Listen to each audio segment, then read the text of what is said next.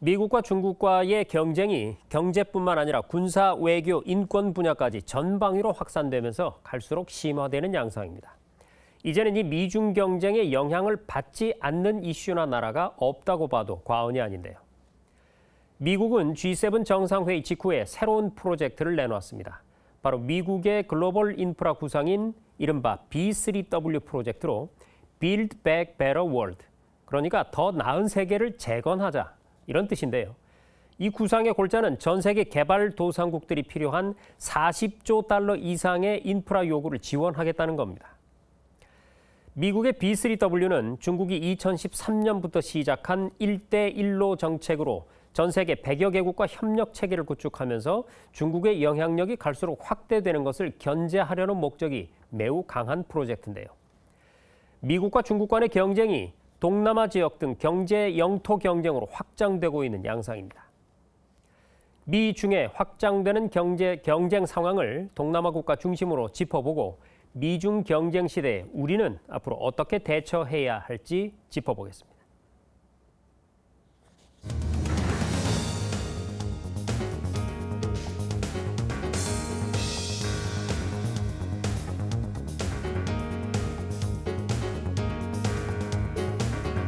네, 저희 뉴스룸의 대외경제정책연구원 세계지역연구센터의 조충재 소장 초대했습니다. 소장님 어서 오십시오. 네, 안녕하십니까. 네. 트럼프 행정부에 이어서 바이든 행정부가 들어섰는데도 미중 경쟁은 갈수록 격화되고 있는 양상입니다. 네. 현재까지 상황과 또 이 미중 경쟁이 전 세계에 미치고 있는 영향 한번 짚어주시죠. 네, 지금 우리 코로나19를 겪고 있죠. 코로나19 이전 상황을 우리가 비포 코로나 19 이래가지고 BC라고 하기도 하고요. 또 이유를 AC, 애프터 코로나 이렇게 이야기하듯이 이제 미중 경쟁도 과거 협력과 또 경쟁 차원에서 이제는 대립과 갈등의 시설이 이렇게 막 가고 있는 것 같습니다. 지난 중국 공산당 창당 100주년 연설에서 시진핑 주석이 한 발언 많은 보도가 됐을 것 같습니다. 중국을 괴롭히면 만리장성에 머리를 찍고 피가 난다 이런 아주 격한 표현 아닙니까? 네. 구체적으로 누구를 언급을 하지 않아도 다 알고 있는 것이죠. 그리고 또 새롭게 들어선 바이든 정부는 대만이나 티벳이나 신장이나 위구르 이런 문제에 대해서는 그 트럼프 정부보다 훨씬 더 강하게 지금 중국을 압박을 하고 있고요. 최근에 G7 기후변화, 탄소 국경 조정 제도라든지 디지털세, 그리고 지금 반도체를 포함한 4대 핵심 공급망 이슈 이런 데에 있어서도, 그러니까 미국이 참여하거나 주도하고 있는 모든 협의체, 또 미국이 지금 구상하고 있는 모든 정책에 대중국 견제라는 키워드가 보이든 안 보이든 반드시 들어가 있는 상황입니다. 이 과거에 이제 미국과 구소련이 신냉전 체제를 만들어내면서 모든 국가들이 영향을 받고 또 국제 질서 변화가 이런 것들이 가장 큰 변화, 중요한 변수 있지 않습니까? 이제는 그게 미중 대립과 갈등이 바로 어떤 그런 최대의 변수가 되었고, 실질적으로 보수적으로 보더라도 우리와 같이 미국과 동맹 관계를 갖고 있는 국가가 전 세계 한 40여 개국 이상입니다. 네. 그리고 실제로 중국이 최대 무역 파트너인 국가가 100여 개 국가가 넘거든요. 그러니까 전 세계 모든 국가가 이런 어떤 곤란한 지경에 처해 있다. 그렇죠. 이렇게 봐야 될 것 같습니다. 네. 한때 미국과 소련 간 미소 간 대결이 전 세계를 들었다 놨다 했던 적이 있지 않습니까? 네. 이제는 그게 미중 간 대결로 바톤이 넘어간 것 같은 그런 느낌이에요. 네, 미국은 그렇습니다. 지난 G7 정상회담 직후에 중국이 그동안에 추진해온 1대1로 정책, 여기에 대항하는 의미의 B3W 계획을 내놨습니다. 네. 중국의 1대1로 계획과 이 미국의 지원 계획, 이거를 어떻게 비교를 좀 해볼 수 있을까요? 네, 미국은 중국의 1대1로를 두고 국영교육을 앞세우면서 수원국의 어떤 수요보다도 중국의 국익을 우선 고려해서 심지어 비경제적인 어떤 프로젝트도 감행을 하고 있다. 그래서 결국은 수원국이 이 소위 부채의 뎁트랩에 빠져가지고 빠져나올 수 없게 만들었다.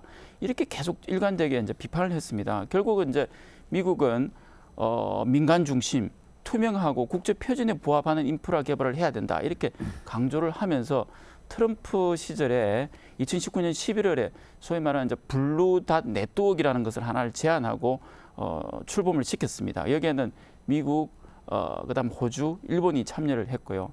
이번에 바이든 정부가 제시한 이번에 말씀하셨던 B3W 경제 풀어주셨지만 영어로 풀어주셨지만 재밌지 않습니까? 네. 좀 더 나은 세계를 지향한다고 하지만 여기는 어떻게 보면 갈로 열고 갈로 닫고 중국이 없는 세상 약간 이런 거를 의미하는 듯하죠. 그게 나은 세상을 재건하자는 것이 그렇죠. 중국이 이렇게 활개를 치기 이전으로 그렇죠. 돌아가자는 팽창을 의미가 하지 않는 거죠. 시대를 약간 이렇게 그렇죠. 의미하지 않을까 생각인데요. 결국은 기존에 주장했던 블루닷 네트워크의 연장선이라고 볼 수 있고요.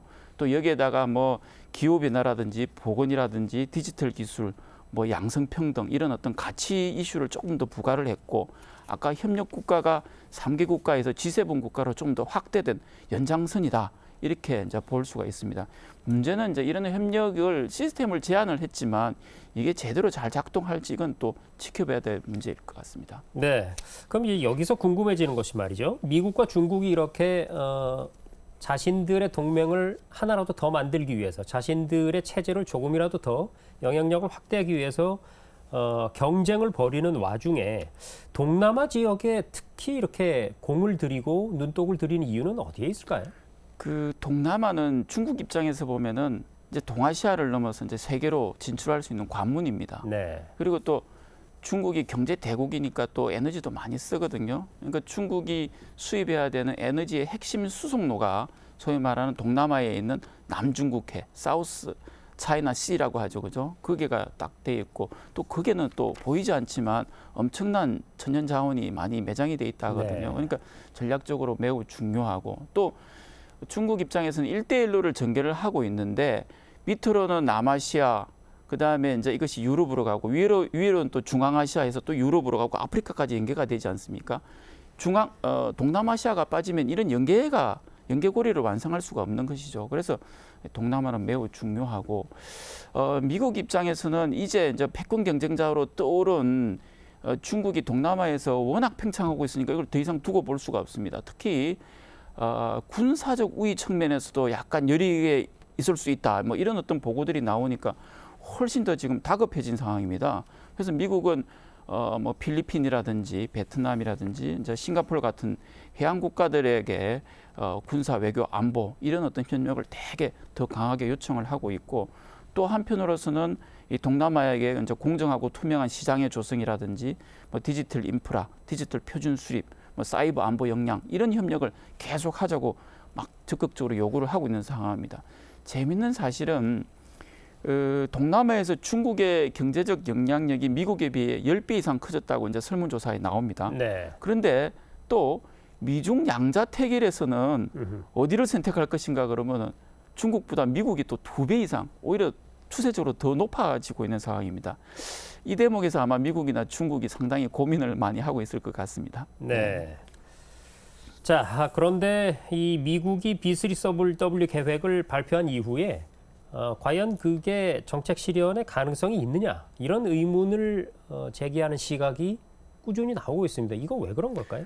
아까 모두 앵커님이 말씀하셨지만 이게 40조를 조달하겠다는 겁니다. 어마어마한 네. 것입니다. 그래서 근데 구체적인 내용이 없습니다. 뭐 G7 국가까지 이야기를 다 했고 하지만 어느 나라가 얼마만큼 분담할 것인가 이게 이제 밝혀진 게 없고요.